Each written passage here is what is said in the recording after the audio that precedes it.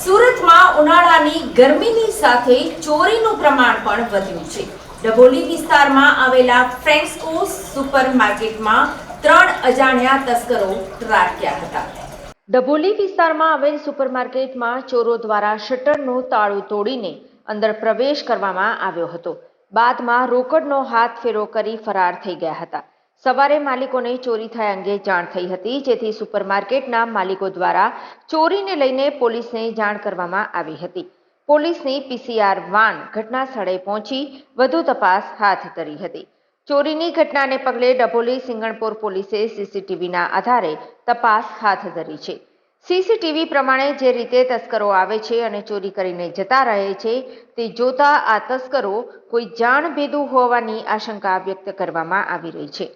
જાણભેદુ અથવા તો આ તસ્કરો દ્વારા અગાઉથી રેકી કરીને ચોરીની ઘટનાને અંજામ આપ્યો હોય તેવી પણ આશંકા વ્યક્ત કરવામાં આવી રહી છે।